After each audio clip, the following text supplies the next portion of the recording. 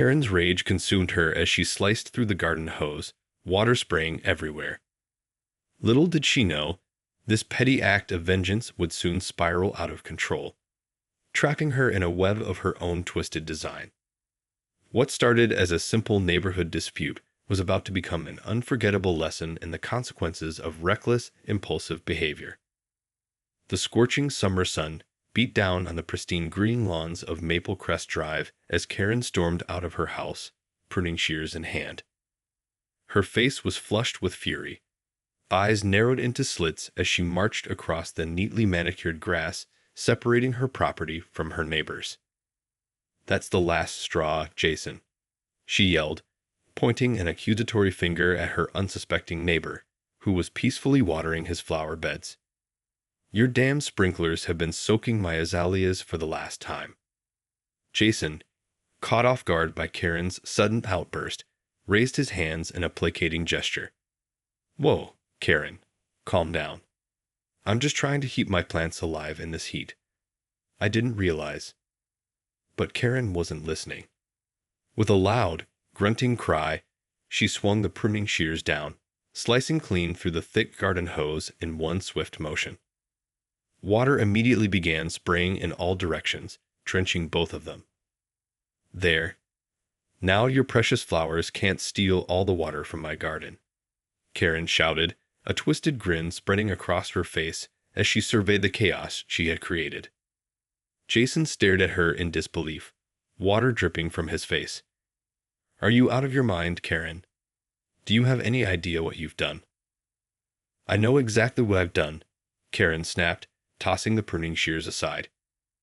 "I've taught you a lesson about minding your own business and staying off my property. But look at this." Jason gestured frantically at the rapidly spreading pool of water. "You've cut the main line. My entire yard is going to be flooded." Karen's triumph quickly turned to horror as she realized the full extent of her actions. The water was already seeping into her own yard, forming a growing puddle that was quickly becoming a lake. Panic gripped her as she watched helplessly, the realization dawning that she had not only ruined her neighbor's landscaping, but her own as well. "No, no, no," she cried, frantically searching for a way to stop the flow of water. But it was too late. The damage had been done, and the consequences were rapidly spiraling out of control. Jason shook his head in disbelief, his anger giving way to a strange sense of pity. "I hope you're proud of yourself, Karen. This is all you're doing."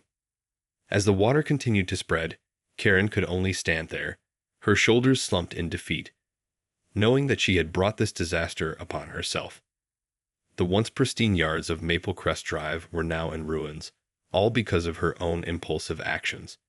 And the worst part was, she had no one to blame but herself. The sound of sirens in the distance caught Karen's attention, and she whirled around to see a fire truck and a police car racing down the street.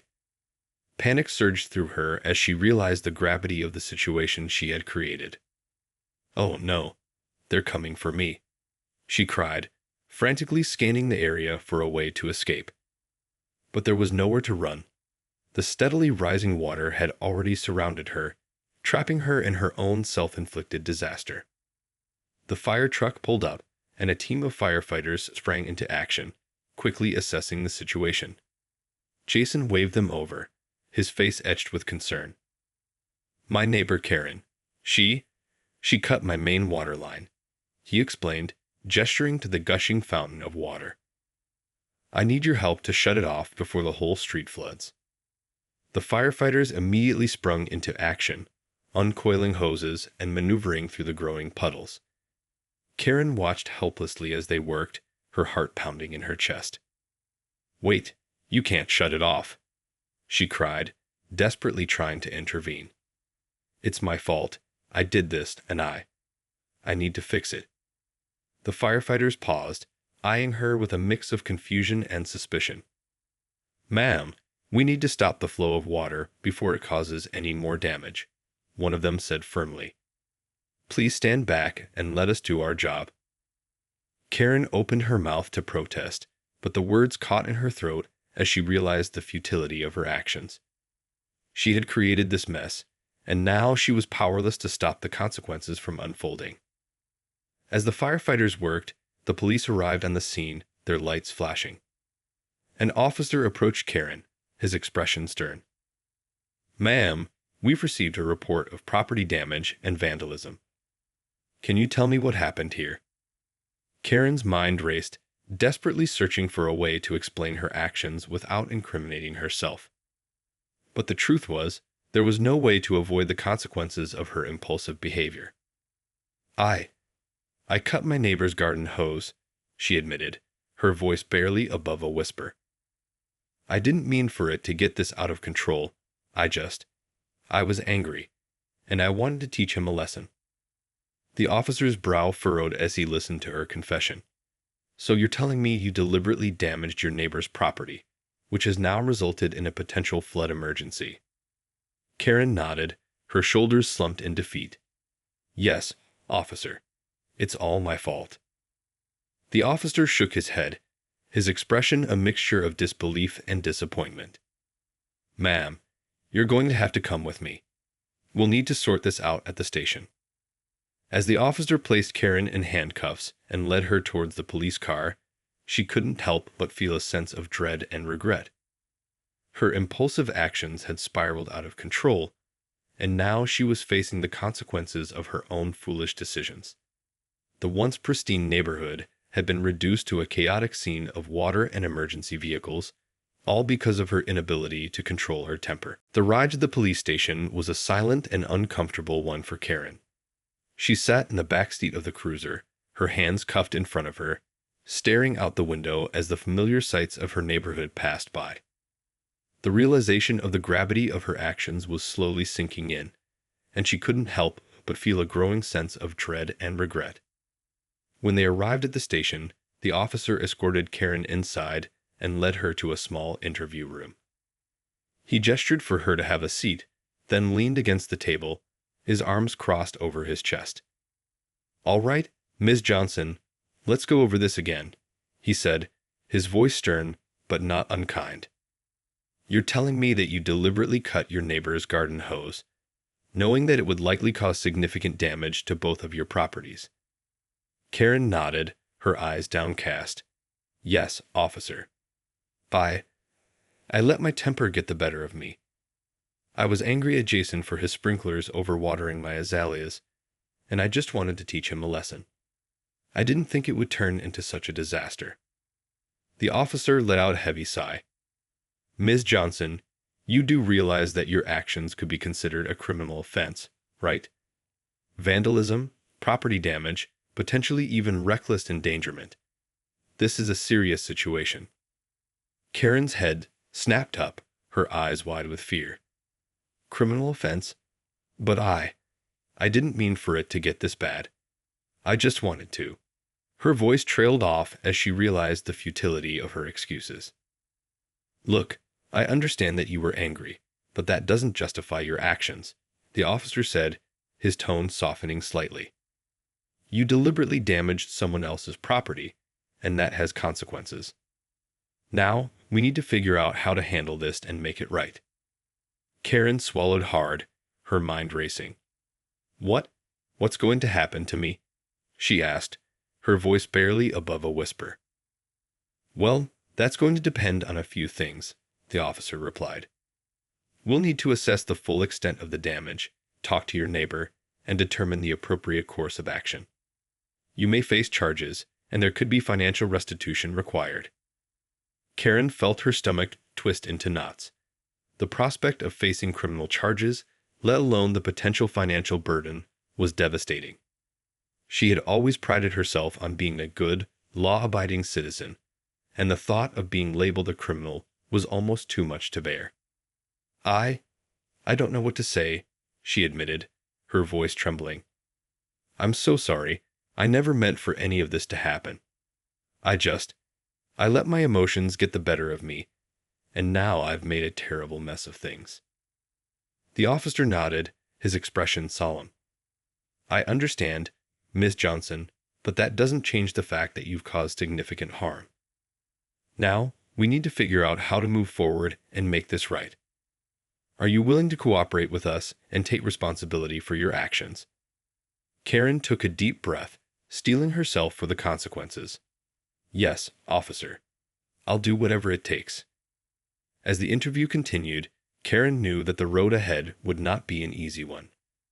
She had made a grave mistake, and now she would have to face the repercussions of her impulsive behavior. But deep down, she knew that this was a lesson she needed to learn, one that would forever change the way she approached conflicts and handled her emotions. As the interview at the police station dragged on, Karen's mind raced with a whirlwind of emotions. She had never found herself in such a predicament before, and the gravity of the situation weighed heavily on her shoulders. The officer, sensing her growing distress, leaned forward and spoke in a more sympathetic tone. Ms. Johnston, I understand this is a difficult situation for you, but we need to get all the facts straight. Can you walk me through the events leading up to you cutting your neighbor's garden hose? Karen took a deep breath, trying to compose herself. Well, it's been an ongoing issue with Jason and his sprinklers. They've been constantly overwatering my azalea garden, and I've asked him multiple times to adjust them. But he just seems to ignore me, and I just lost my temper. The officer nodded, jotting down some notes. I see. And you felt that cutting his hose was the appropriate way to handle the situation. Karen winced, the reality of her actions sinking in. No, of course not. I mean, I was angry, but I never intended for things to spiral out of control like this. I just wanted to teach him a lesson, to make him understand how much he was affecting my plants. I didn't think it would cause so much damage. But you did deliberately damage his property, Ms. Johnson, the officer said, his tone firm. That's a serious offense, regardless of your intentions. Karen nodded, her eyes downcast. I know, and I take full responsibility for that. I let my emotions get the better of me, and now I've made a terrible mess of things. The officer studied her for a moment, a hint of empathy in his expression. Look, I understand you didn't mean for this to happen, but the fact is, you did cause significant damage. We're talking about thousands of dollars in potential repairs, not to mention the risk of flooding to the entire neighborhood. Karen felt her heart sink. The financial implications of her actions hadn't fully registered until now. Thousands of dollars. I don't know how I'm going to pay for that. That's something we'll need to figure out, the officer replied. But first, we need to get the situation under control and make sure there's no further damage. I'm going to have to place you under arrest, but I'll do my best to ensure you're treated fairly. As the officer moved to cuff her wrists, Karen felt a wave of panic wash over her. Arrested? But I thought you were just going to give me a warning or something. I can't have a criminal record. It'll ruin everything. The officer paused, his expression sympathetic. I understand your concern, Ms. Johnson, but the law is clear. Vandalism and property damage are serious offenses, and we have to take appropriate action. However, I'll make sure the charges are as lenient as possible, given the circumstances. Karen nodded, her lips trembling. Okay, I understand. I'll cooperate fully, I promise. I just hope I can somehow make this right. As the officer escorted her out of the interview room and towards the holding cells, Karen couldn't help but feel a sense of dread and regret. She had let her emotions get the better of her, and now she was facing the consequences of her actions. The once pristine neighborhood had been transformed into a chaotic scene, all because of her impulsive behavior. Now, she would have to find a way to make amends and rebuild the trust she had so carelessly shattered. The holding cell was a far cry from the comfort of Karen's own home. The cold, sterile environment and the presence of the other detainees only served to heighten her sense of anxiety and shame. As she sat on the narrow bench, her hands cuffed in front of her, Karen couldn't help but replay the events of the day over and over in her mind. How had a simple neighborhood dispute escalated into a full-blown crisis that had landed her in police custody? The officer who had interviewed her earlier entered the cell, his expression somber. "Ms. Johnson, I've spoken with your neighbor, Jason, and he's agreed not to press charges, at least for now. However, you'll still need to make restitution for the damage to his property." Karen's head snapped up, a glimmer of hope in her eyes. "He's not pressing charges.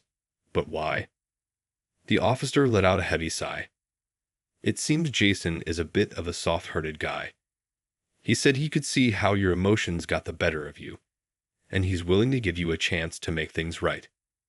But he's made it clear that if you don't cooperate, he'll have no choice but to pursue legal action."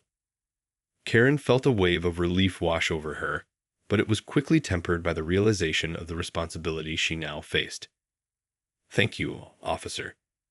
I really appreciate Jason's understanding. I'll do whatever it takes to make this right." The officer nodded, his expression serious. "Good.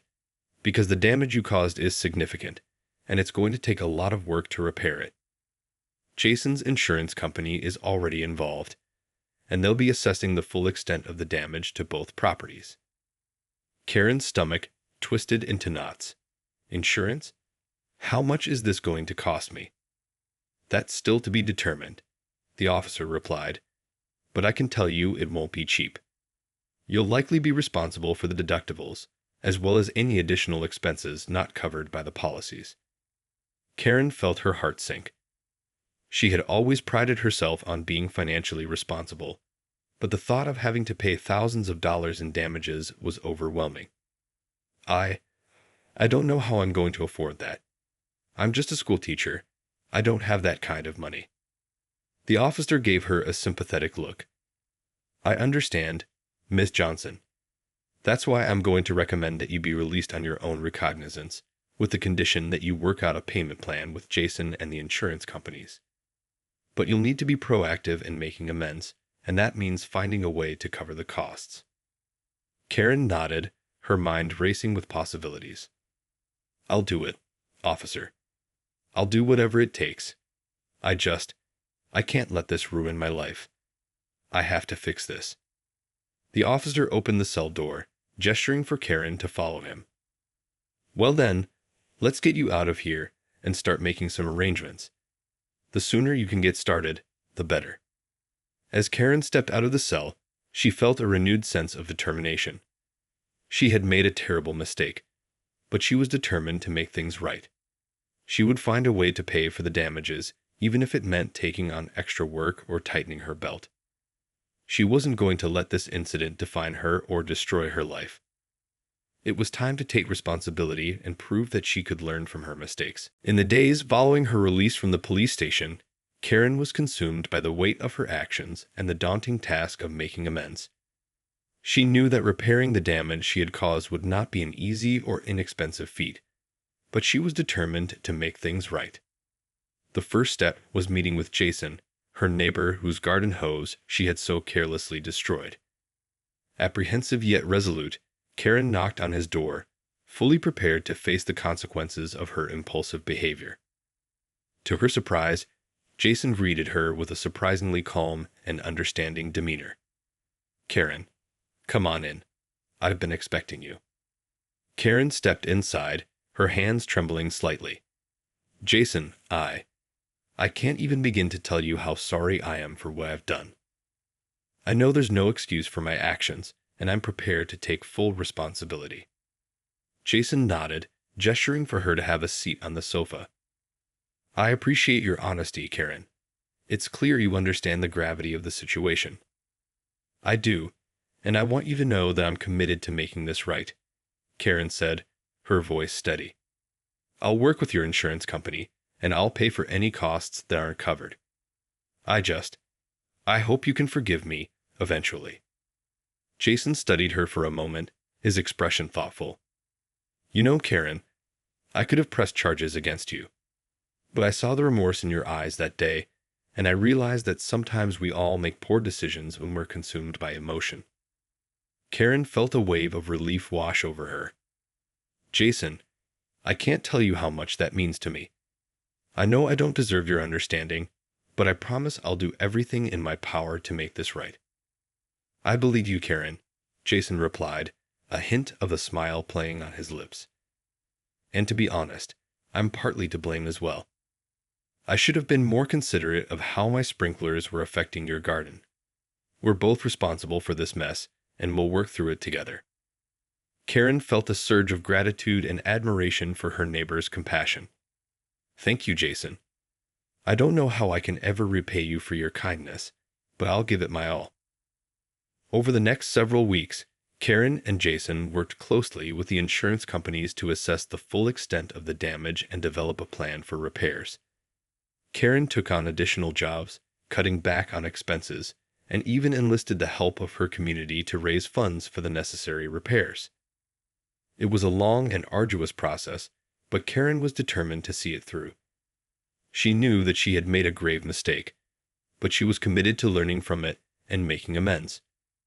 And as the final repairs were completed and the neighborhood returned to its former glory, Karen felt a sense of pride and redemption, knowing that she had successfully navigated a challenging situation and emerged a better, more responsible person. As the weeks turned into months, Karen's life had been irrevocably changed by the consequences of her impulsive actions.